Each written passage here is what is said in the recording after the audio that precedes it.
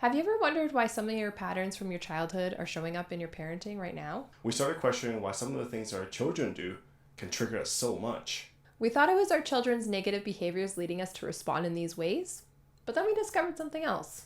In this episode, we're deep diving into understanding the lives of our parents and grandparents, and this could hold the key to breaking that generational cycle to raising happier and healthier children. Stay with us as we uncover the hidden connections between our past and our children's future. We came across an article that explains the 4 most common parenting styles and how each style may affect their children's upbringing. So at this point, you might be thinking that there's a generational cycle that you might want to break. It's important that you know these 4 different styles so that you can understand why you are the way you are, and not only that, why your parents are the way they are. Before we get into those 4 common parenting styles, hi, if you're new here, I'm Mallorie. I'm Tom. You may be wondering what's up with the hair. And if you're not, we really just pointed that out now. Yeah, pretty much. We've had a fairly long day, but we have the film, and so this is what you get. This is a showered look, like, thank God I showered. I'm going for more like the Dwight Schrute kind of look, because I've always admired him growing up, and so this is what you get. No, I just have a great husband who's like, I'll have shitty hair with you. But low-key, I look pretty good.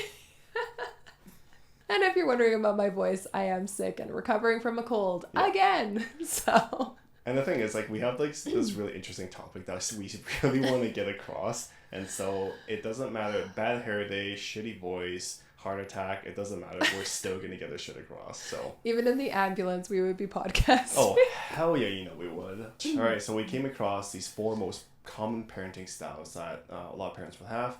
And this is pretty cool stuff because it really correlates to how it affects their kids and their children and their upbringing. And it really clicked in for us because after we dove into these things, we're like, oh.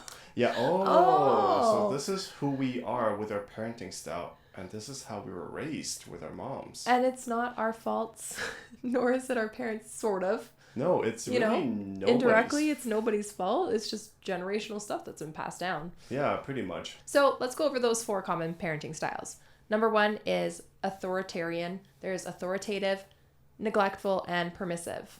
Yes. So a little bit about each of those. Authoritarian is parent-driven. They have very strict rules and punishments, and it's very much a one-way communication. So it's very much like, I told you so you better do it. Wow. Yeah, I kind of scare myself. Man. So that's why my voice is gone. You scared the voice out of me. Authoritative is another one. And basically that solves problems together with your child. You set clear boundaries and rules, however, but it's open communication. So an example of what a parent would say to a child for this would be something like, let's talk about it. Wow, how nice. That's pretty cool. Yeah, I wonder what that's like. All right, permissive. Permissive is very child-driven. It rarely gives or enforces rules, and it overindulges child to avoid conflict. Mm-hmm. Which is it's kind of, I don't want to say borderline pushover, because, you're kind of letting the child kind of take the lead with life. Right. And the example of that would be, you're the boss. You're the boss. Yeah. Can you imagine if our parents told us that? Yeah, hey, I would kind of like that. As a child, I would love that. It really depends. Yeah. I mean, as an adult now, now, never. But no. As a kid, I'd be like, heck yeah. Yeah, for sure. But it's definitely not our parenting style, I would say. No, it's not at all. Yeah. Okay, and the last one is neglectful, which is uninvolved or absent parent, provides little nurturance and guidance, indifferent to child's social and emotional behaviors. So an example of this is, you're on your own, kiddo. Dang, that's kind of cold. Yeah, you're neglectful. I mean, I think the word neglectful is a little harsh in this because, as you will hear later on in this video, one of our parents or our parents' is one of these definitions. Yes. So anyways, the term is a little bit harsh, in my opinion, but it is very good luck, you figure it out kind of thing. Well, I guess, you're all wondering, why did we get into this crazy topic? This is such a crazy topic. It was really because we were looking into different parenting styles one day, and then we just kind of came across oh wow, there's 4 different parenting styles. Did you know that, Mallorie? I remember hearing about gentle parenting. That's all I know. That's all I know. Seriously, That's all I know. That's the only thing I've ever heard of right now. Is Gentle like the parenting. millennials are gentle parenters. Yeah, it sounds like it's very permissive style. Yeah. / a little bit authoritative. A little bit. It's like a mix in between. A mix of both. And so maybe that's who we are. Maybe that's what we are. Maybe.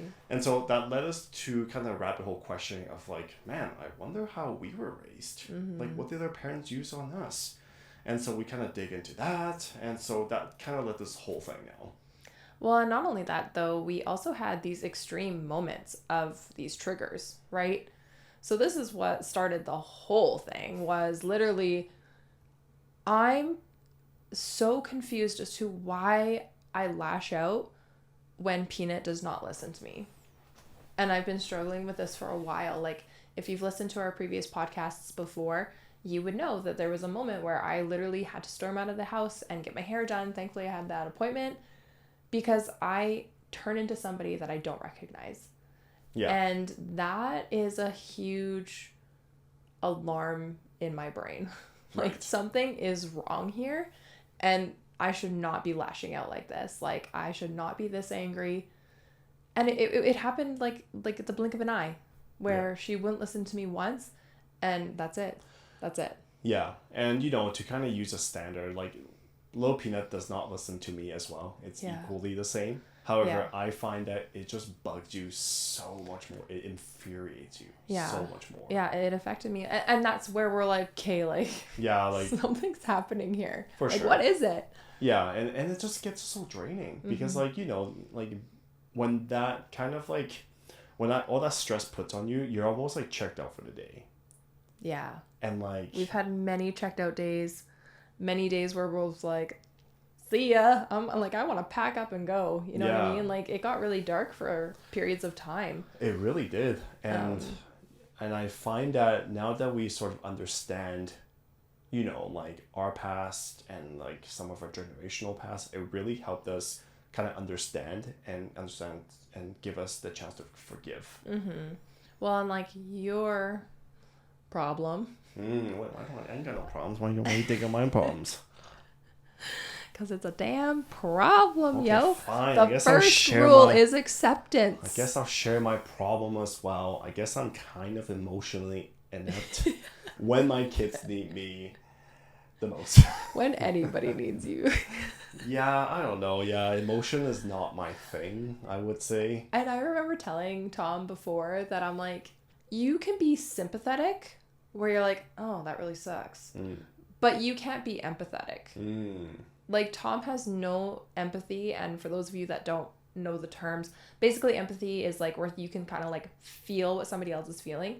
Tom does not get that at all. Like, he's like, oh, you're really upset. Like, oh, yeah. Oh, that's unfortunate. Like, move on. Okay, like, for example, like, if somebody lost a pet, and I had never lost a pet, it's hard for me to, like, really feel for that person. I would just say things to make him feel better.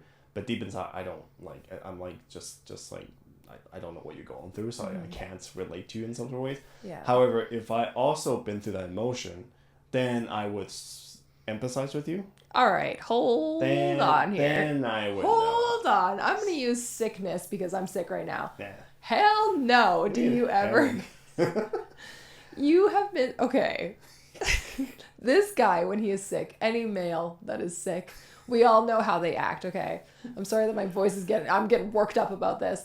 But yeah, like, I remember one day Tom was sick and he just was so exaggerated. So exaggerated. And I'm sick all the time. And yet I still have to take care of these kids. And it's just like, I don't know. It's just hilarious because you've been sick before. You should understand. You've never been a male. You've never been sick as a male, so you can't understand our pain. Right, okay. Guys? Yeah, right. Right. Well, I'm just like, that's all. Yeah. So anyways, yeah, I would say an example would be when my kids get hurt and, you know, when they kind of cry and they get so emotional, I would say back in the day, I would just, I don't know what to do. I would just kind of like, you know, kind of pat them in the back a little bit. I would say, it's okay. But most of the time I would send them to their mom. I would be like, hey, you know what? There is someone who can actually help you. There is the nurturer. Take and them. And not be annoyed. Yeah, you can see Tom's eyes just glazing over, like... I don't know how to deal with it, and it's a tool that I never had. It's a tool that I never grew up with. I never had to use it. It's a tool that I'm still trying to sharpen and use. And that's the bottom line. And again, this is where all of this leads into. Yeah. Because we were having these constant smacks into a wall with these problems. And we needed to dig a little deeper. Yeah. So we did. And it was really hard on us. We can't have too many of those days anymore.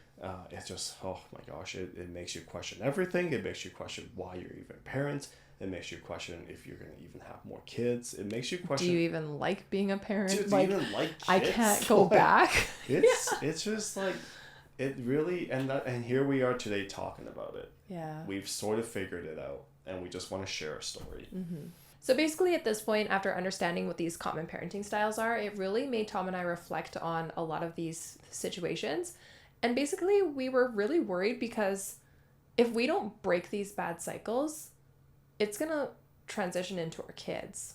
We want to stop this generation cycle from passing on to kids, like Malorie said, is because, we don't really want our kids to kind of be raised with the same kind of, I don't know, like negative, I don't want to say trauma, but, like negative stuff that we had to go through as kids. Yeah. And, we kind of want them to just be raised differently and in a very positive way. Exactly. Yeah. So basically that leads us to, well, how were we raised as kids? Yeah, I guess we'll start with me. I was raised in an very much authoritarian style household. I was the only child. My mom was a single parent. My dad passed away when I was very young. And so mom had to wear both sides of the shoes. Growing up, it was very much a one-sided communication style. It was very much mom to son. And when I tell you something, you better do it, or else there'll be very much heavy punishments. There was a lot of strict rules. Everything I did, it was very much like, I had to get approval from mom. And so, it affected me in a lot of ways, I would say, as I kind of grew up into like my late teens or like into my adulthood, my early 20s. It really affected me a lot, I would say.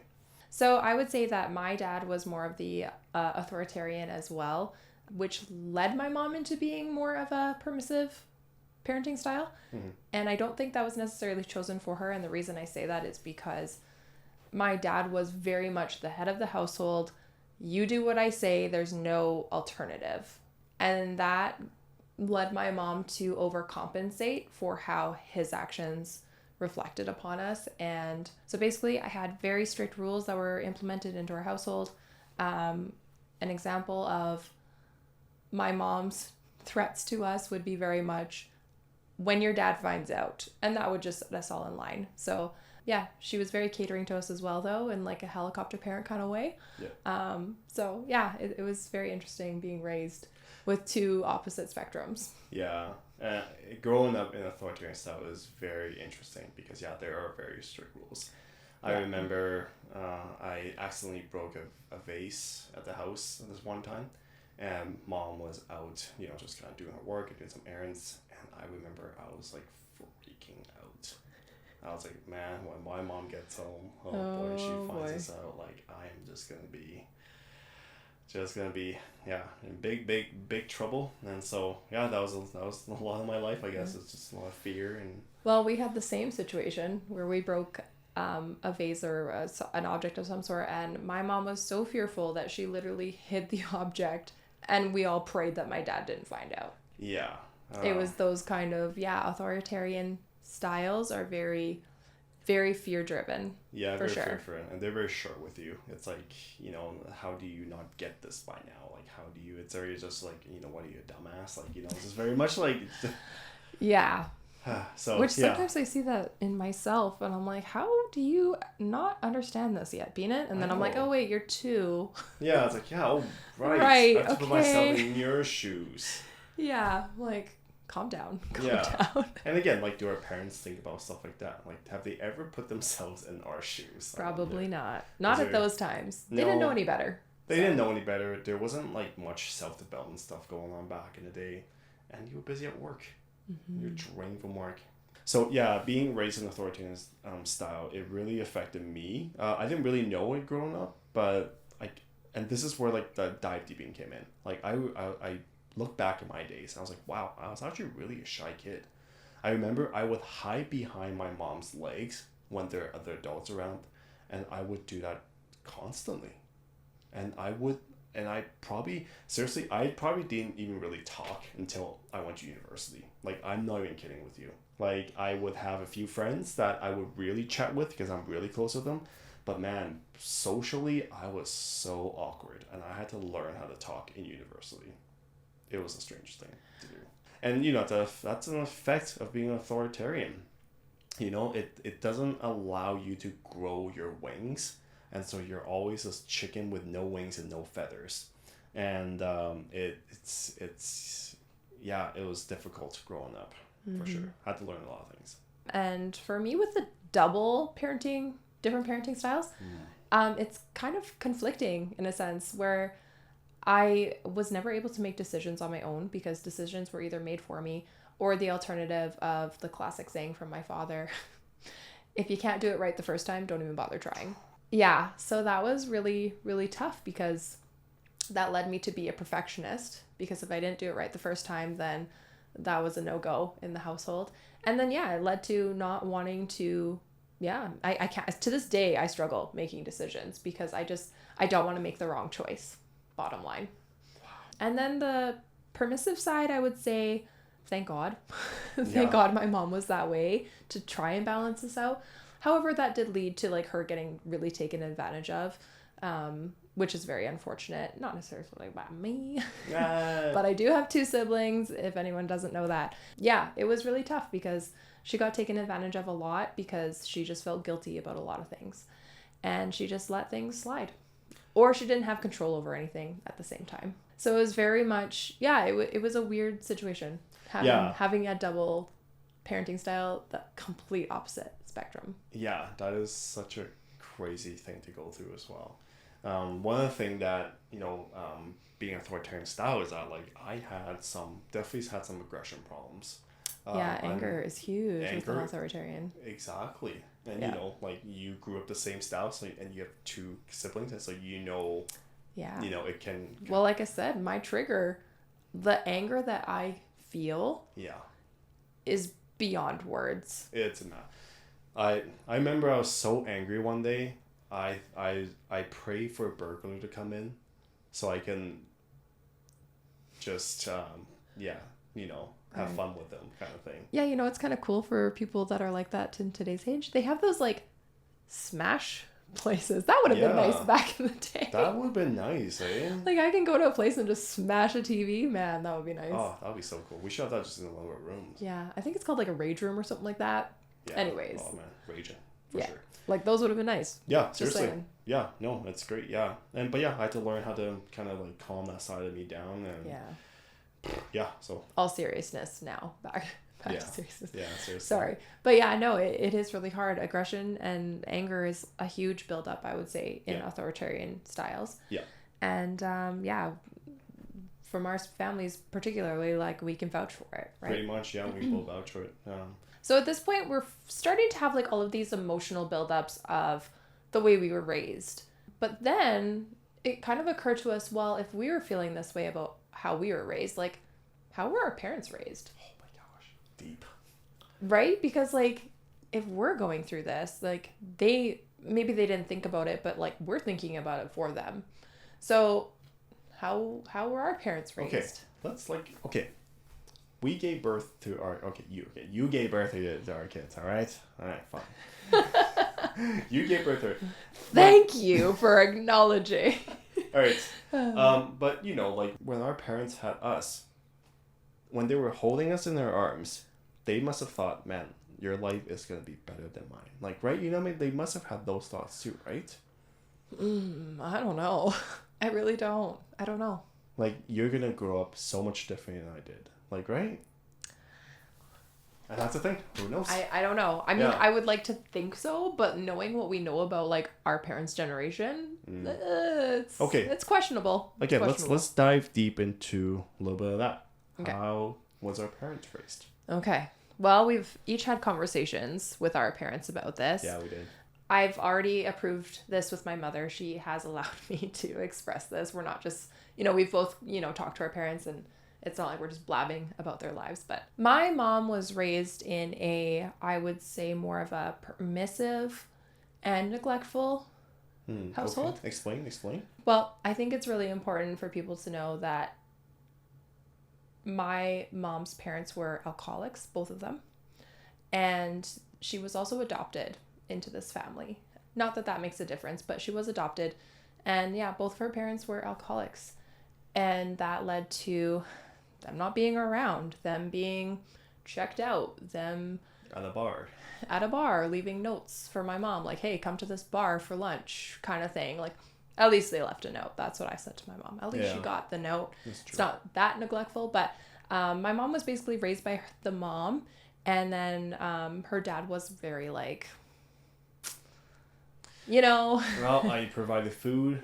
You have a roof over your head. What more you want from me, kind of thing. Yeah, basically. And so he was just there. He more so supported my uncle in a lot of ways. But yeah, so that was very interesting to get her perspective on like her childhood, and that was just the way it was back then, Yeah, standards were, I would say, low. There wasn't like there was no social services knocking on your door if you're... No, there's no pressure, I feel like. Other parents are raising other kids the same way. You know what I mean? So it's like... Yeah. Just different standards. I would say that standards lower, but it's just different standards. Yeah, for sure. Yeah. And with my dad, like, my grandparents are both gone, so I didn't actually... And my dad has also passed away, and I haven't actually had the ability to ask them. But from what I do know... and the stories that I have heard, they were definitely two authoritarian parents. So I can only imagine what a life like that would be for my dad. Yeah, two authoritarians. So, a little bit about my side of the story. As I told you, my mom was a single parent, and she was raised in the 1970s communist China. Ooh, what a time to be alive. As you know, it's just rough times back in the day. The country, has been communist for a couple decades, kind of trying this thing out, and just totally different styles. And so she was actually raised in authoritarian / neglect, I would say. And neglect can be a very harsh term, but it's just, everybody's just different. Her dad was very much, I worked, I gave you food, I gave you shelter, you're on your own kind of thing. And basically, like, it's the woman's job to nurture and take care of the kids. That's how it was back then. Yeah, he was out there plowing the fields, growing rice, and that's how life was. But her mom was very, very much authoritarian. And so I feel like, that's maybe where she got her parenting style from. But it was very much one way. Rules are very strict. You're going to get immediate punishment. Yeah, she actually told me some really funny stories about, some of that kind of stuff. So it was pretty good. But yeah, chatting with my mom was interesting because we don't generally talk about stuff like that. And so, yeah, having lunch with her was it was pretty cool. And chatting with your parent one-on-one that intensely, and you asking them all the questions that you never really even have the chance to ask. Like, hey, what was life like back in your day? So it was neat. Very neat. I think that really occurred to me specifically, like, when my dad was going through all the stuff that he did, I really started to understand that I didn't know much about my parents at all, in a sense, and like who they were before they had us kids, and it was interesting to like find out some information that I'm like, wow, I had no idea. Like, it's cool to see, like, you were young at one point. Like, we are all going to reach those ages, and it's kind of terrifying. Yeah. So, yeah, it's really cool that we actually thought about this, dove deep into this topic, because, yeah, it built stronger connections in my mind. Just to have a better understanding of where our parents came from. Yeah. And that's the thing. How do you break a cycle when you don't even know what it is? Yeah, or understand it, or, like, I guess the next part of this is we didn't want to hold any grudges against our parents, because I know, like, when we were younger, like, I for sure did that. Oh, and I'm like, ugh, like, I got this from my dad, or like, ugh, because my mom did this, like, now, like, this is how I'm going to be, Yeah. Like, I was very harsh on them when I was younger. Very much. And yeah, this was just a very big eye-opener for me. I have been on like a self-reflection journey for a while, so I definitely have come to a lot of realizations about a lot of things, but this was never really one of them fully until I did like my spiritual journey of like my energy healing and stuff, right? And that really opened me up to the idea of generational dysfunction. So it's pretty cool to have that. I don't know. It's like an instant, like, like, I forgive you. Like, I don't hold anything against you anymore. Not to say, like, sorry, mom, like, I didn't hold, like, a lot against you, to be honest. But, like, it's one of those moments where it's like, like, you did the best you could. And, like, now I understand why you unfortunately carried the same thing down. Pretty much. I mean, unintentionally, yeah. Unintentionally, yeah. To give like my example as well, and what you said was just like totally correct, because in my early 20s, I would say, it's like, man, like, she didn't let me do this, and that's why I'm in this situation. She didn't let me do breakdancing, and like I always want breakdancing. That's why I have low self-confidence and this and that. And yeah, like a lot of things we put on our parents, and it's just an easy escape. Mm-hmm. It's easy to just do that because you don't know their story. And to kind of backtrack on my mom, when she was growing up, she didn't really have a whole lot to eat. One of her biggest regret in life was not finishing high school. And so, like, in her mind, it's like, wow, like my kid is definitely not going to feel that. And you know what? She did a great job at that. In my whole life, I've never had to go hungry, ever. Mm-hmm. And you know what? I finished my high school. I got a university degree. And, like, she did all that. Like, that she did what she wanted to do for me. Mm-hmm. So, like, if you know that story, how can you be mad at your parents? Yeah, and I guess you kind of answered your own question. Yeah, she did want a better life for you because I guess I'm kind of thinking, like, One Tree Hill just popped in my mind. Basically, when you don't fulfill a dream for yourself, you kind of, like, push it onto your kids to fulfill it. Yeah, seriously. Right? So, yeah, I mean that's a whole other thing, but like intentionally she wanted better for you. She did, and she even though she was pushing her dreams upon you, but like it was still good intentions. Yeah, and it's not like she wanted to be a hockey player or something like that. But finishing high school, it's just like, that's what One Tree Hill was. Is really? Like he pushed basketball on his son because. Anyways, One Tree Hill fans. One Tree Hill fans. But yeah, no, it's definitely a huge eye opener. Like they. And I think authoritarian parent styles, I think that's really what they're trying to do. They're trying to correct behaviors that they didn't get, but they're still doing it in the same style that they received, which in the end, it just won't work. Yeah, again, every kid is so different. Yeah. So to say that authoritarian doesn't work, I don't know. You know what I mean? Yeah. I feel like there is a kid out there who really needs that structure. That's true. And that's another thing we kind of discovered is no kid should be raised with the same parenting style, potentially. No, you have to adapt. Sorry, did that make sense? That makes sense. Yeah, you have to adapt to your child based on what they need as a parenting style. Yeah, exactly. Yeah, you can't use the same style for all of your kids because they're all going to come out differently. Mm-hmm. And so. Yeah, really, at the end of the day, all of this is being aware. So basically, once we locked into those ideas of like, okay, I am triggered by Peanut not listening to me, strictly because I never felt heard as a child. And that trauma has stuck with me and it's showing in my parenting now. And yeah, it was a huge eye opener for me to realize that. Same with Tom, you never got that emotional connection. Like you were never shown love. You were, but not in the way that you would have hoped. Yeah. And not having much emotions growing up makes me like when I have to deal with these emotional situations, and these days with our kids it's very draining on me, and you shut down and I shut down hard because it's just like for me to sum up these emotions I rather not, and I just rather kind of ignore it and just kind of like suppress it. But inside it's like it's draining me. Yeah. And for me, I just lash out and I become super angry because that's the only way that I know how is when I don't get it's just I was never heard, I felt like I was never heard as a child. Right. So I'm not going to put that on any of my family members or anything like that. To me personally, I felt like I was never heard. And when my child does not hear me, I just spiral and it goes downhill from there. So it's really important that we understand A, how we were raised, B, how were our parents raised. And if you can even go further back than that, you should find out how your great-grandparents were raised, because honestly, each generation is getting better. Yeah. And that's the beauty in all of this but an even more beautiful thing is acknowledging that you're in a situation like this and that we have the power to break the cycle. Powerful. Yes. Yeah, you do literally have the power. Yep. If you put in the work, if you kind of first step is just acknowledging it. Mm-hmm. Yeah, like you said. So Tom and I were literally getting tapped out at the end of like every night.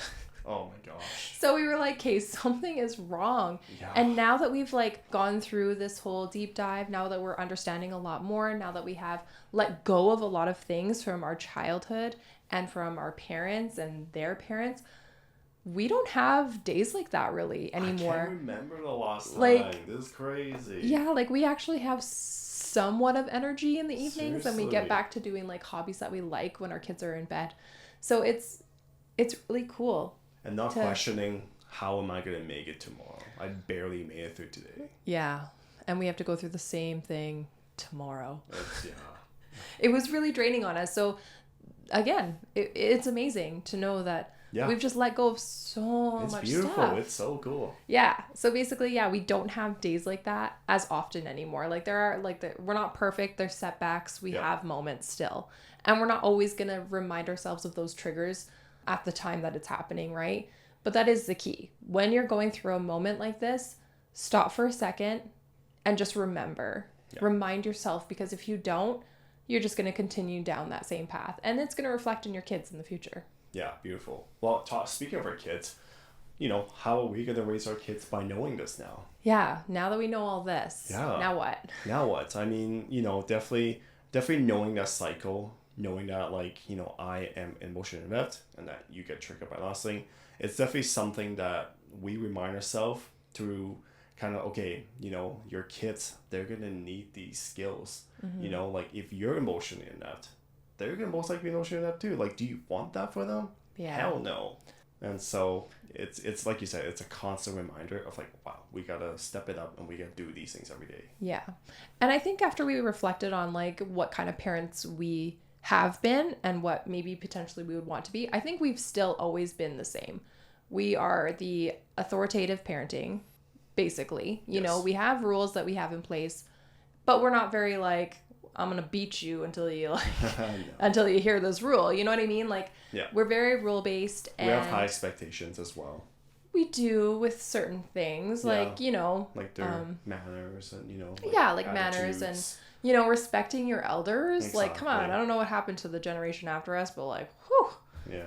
Yeah. So we do have these rules that we want to instill in our children, but we also are very much hey, you have a decision in this, so what are you going to choose? Yeah.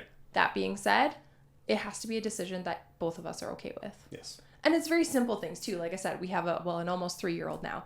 So it's hey, do you want to bath now before supper, or do you want to have a quick rinse after supper at a later time? Yeah. Mm-hmm. We're okay with either decision. You know what I'm saying? That's just a random example. But, exactly. Do you want milk now or do you want milk with supper kind of thing? Right. You only get it once. So do you want it now or do you want it later? Yeah, make a decision.